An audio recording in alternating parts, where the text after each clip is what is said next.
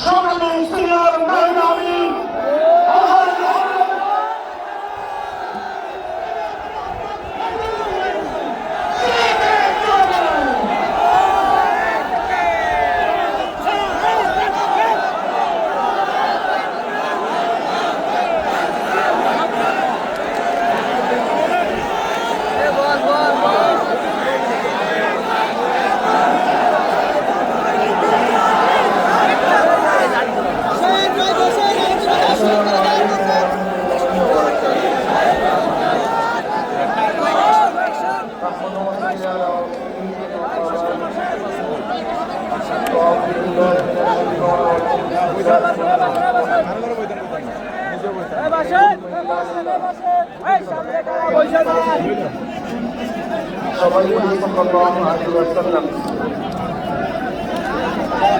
ইসলামী আন্দোলন বাংলাদেশ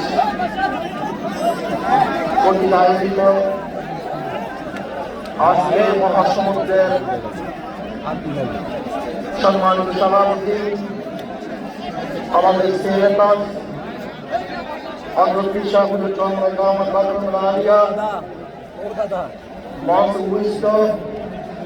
জাতীয় শ্রেষ্ঠ সন্তান শ্রদ্ধা ভাজন ওলামাই করম, ইসলামী দলের নেতৃবৃন্দ,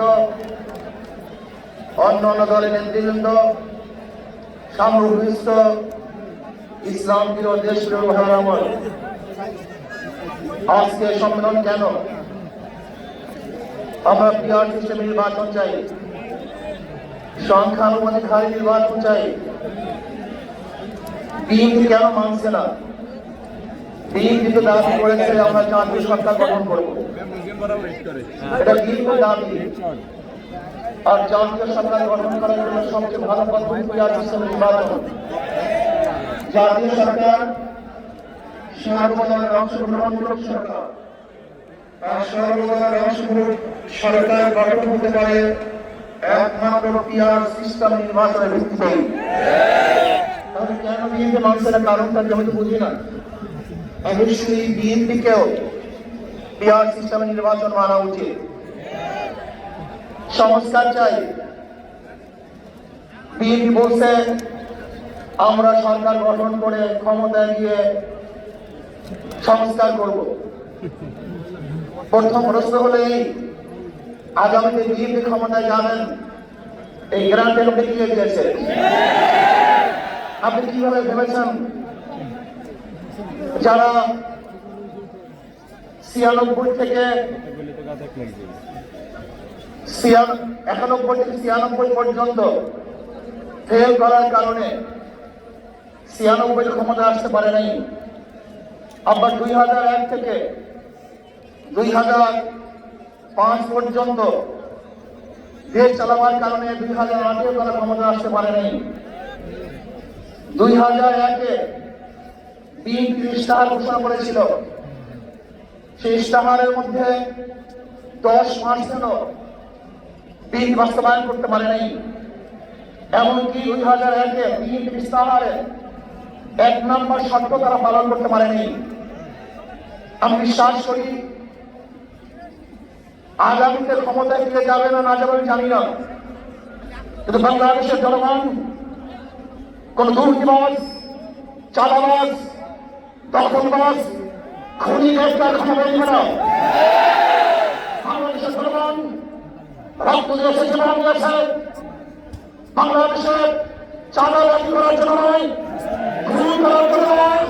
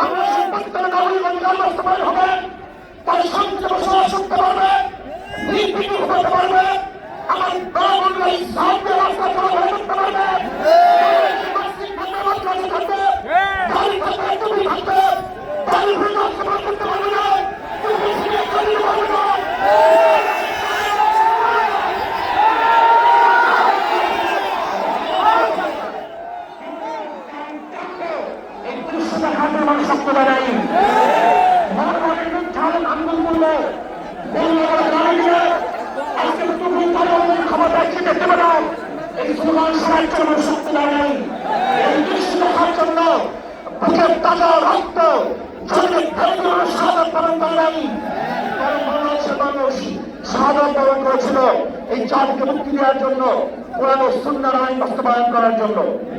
বাংলাদেশের মানুষ ওই ভারতের গোলামি করার জন্য রক্ত দেয়নি।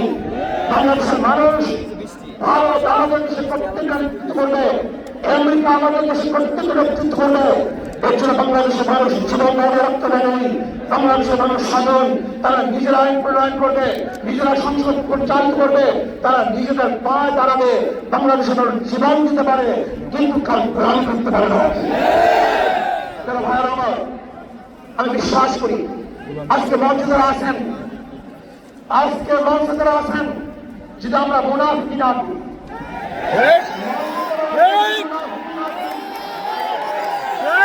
মুখের এবং কাজের কথা দিয়ে একসাথে থাকেন, মুখের সাথে কাজের মিল থাকেন, আমি এই লক্ষ্য জনতার সাথে কসম করে বলতে পারি আগামীতে ক্ষমতা দেবে ইসলাম, ক্ষমতা দেবে ইসলাম।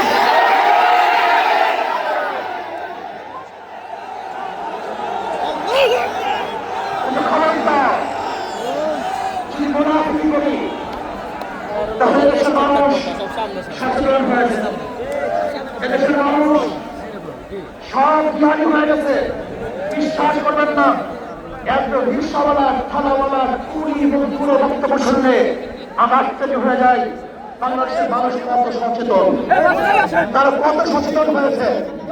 যদি আমরা মুনাফিকি না করি, যদি আমরা ঐক্যবদ্ধ থাকি, বাংলাদেশে একটা পাকিস্তানের নাম নিতে পারি, যেরকম আমেরিকা এবং ওই ইসরায়েল ইরানকে আক্রমণকে ভেবেছিল মুহূর্তের মধ্যে নিশ্চল করে দিবে, কিন্তু আক্রমণ করার পর দেখেছে ইরানের গুহার থেকে কোথা থেকে বোম মিসাইল চলে আসছে। আমেরিকা এবং ইসরায়েল যেরকম উদ্ধার করতে পারে নাই, বাংলাদেশের বুকে যদি একটা বাক্স না হয়, বাংলাদেশের ঘর থেকে এমন মিসাইল হবে, এমন বোমা হবে।